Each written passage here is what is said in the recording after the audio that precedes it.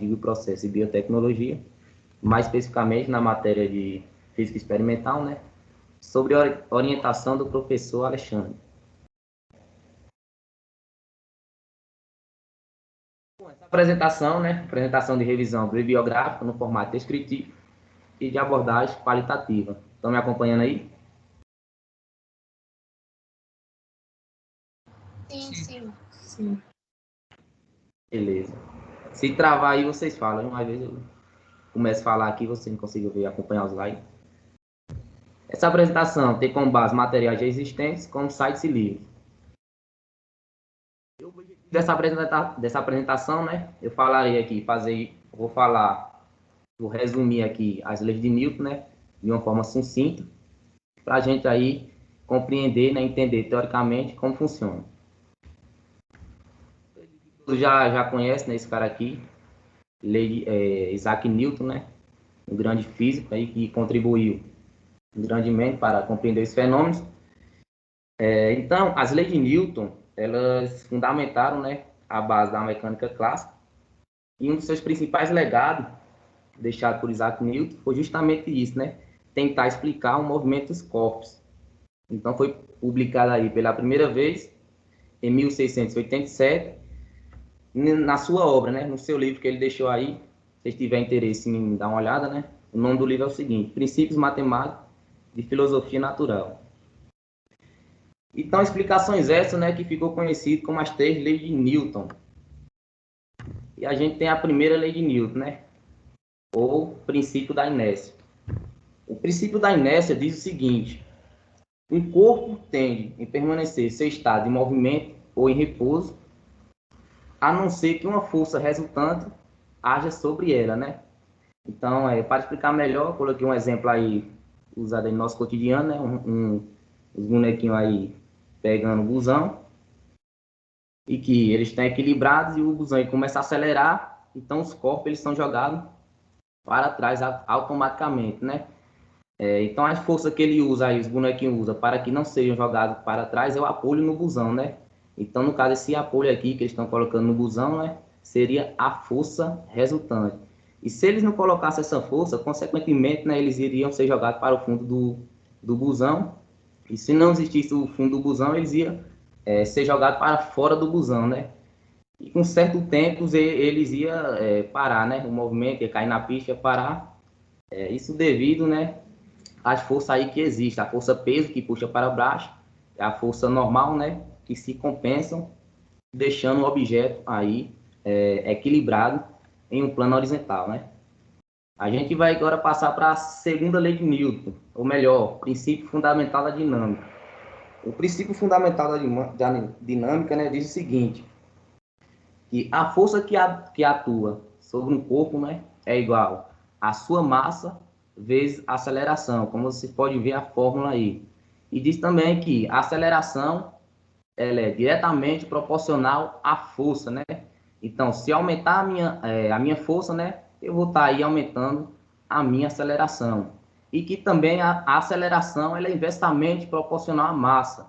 Então, se eu tenho um objeto pesado, né, e se eu aplico uma determinada força, a minha aceleração ela vai ser menor. Como vocês podem ver, eu usei um exemplo aí, ó, de 3 carros, né? Vamos pegar aqui o carro amarelo e a carreta. Então, se eu aplico uma força, né, nesse carro, no carro amarelo, como a massa dele, o peso dele é menor, né? Então, consequentemente, a nossa aceleração, né, vai ser maior. E em relação à carreta, né? E a carreta, como seu peso é maior, consequentemente, sua aceleração vai ser menor, né? Isso a gente pode ver em uma corrida de se colocar, por exemplo, esse carrinho e a carreta, né? É claro que a arrancada, né, a aceleração do carrinho vai ser maior e ele vai conseguir sair à frente. Nós pulamos aqui para a terceira lei de Newton, né? Que a gente chama também de ação e reação. A lei de Newton afirma o seguinte: a lei de ação e reação, né, diz que toda ação corresponde a uma reação de igual intensidade, mas que atua em sentidos opostos, né? Então, a força resultante aí é a interação de 2 corpos, né? Então, eu usei um exemplo aí, em que o caminhão, né, ele bate no carrinho, como vocês podem ver, Então, a gente teve uma ação do caminhão e, consequentemente, o caminhão sofreu uma reação, né? A gente pode separar em dois momentos. A ação seria o caminhão, né? A deformação que o caminhão sofreu, né? O caminhão deu no carrinho. E a reação seria o sofrimento que o caminhão levou do carrinho, né? O caminhão, consequentemente, aparentemente teve pouca coisa, né? Porque seu peso foi maior. E o carrinho, como tem seu peso, sua massa menor, né? Sofreu aí mais dano, né?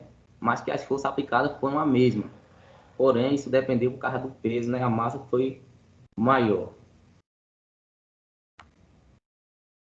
Em conclusão, né, a gente viu a importância aí das contribuições da Rede Nil para entender os fenômenos na atualidade, né, uma vez que estão contidos diariamente no nosso cotidiano, né? A gente pode perceber diariamente aí como funcionam as leis de Newton. E nós temos aí referência e eu finalizo aqui. Estão me acompanhando? Sim, sim. Ok, pode continuar. Bom, agora eu vou explicar aqui o simulador, né? Eu vou usar o mesmo que Levi usou, porém não vou fazer a mesma. Vou falar do princípio da inércia também. Estão vendo aí a telinha?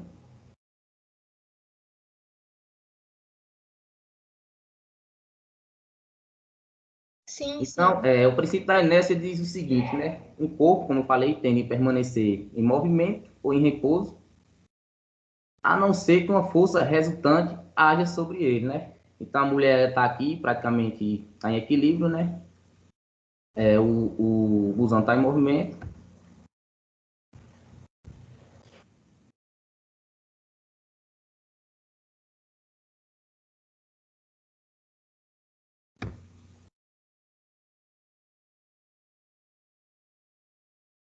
Vamos lá, se eu parar o busão, né, consequentemente, o corpo ele tende a permanecer em seu movimento, né?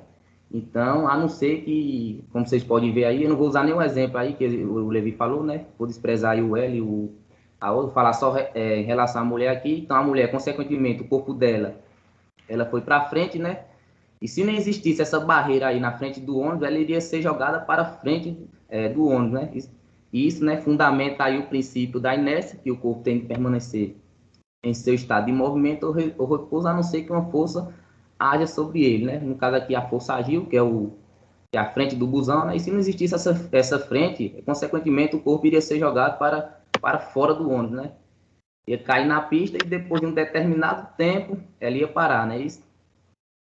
Ela ia parar, porque aí existe também um plano horizontal, umas forças, né? Que é a força peso, como explicar aí, e a força normal, né? Que elas se compensam, então já chega um certo tempo que o objeto, né, ele entra em equilíbrio, né, a sua aceleração não existe mais, as forças elas se compensam. E é isso, se alguém tiver alguma dúvida aí ou algo a acrescentar, fique à vontade.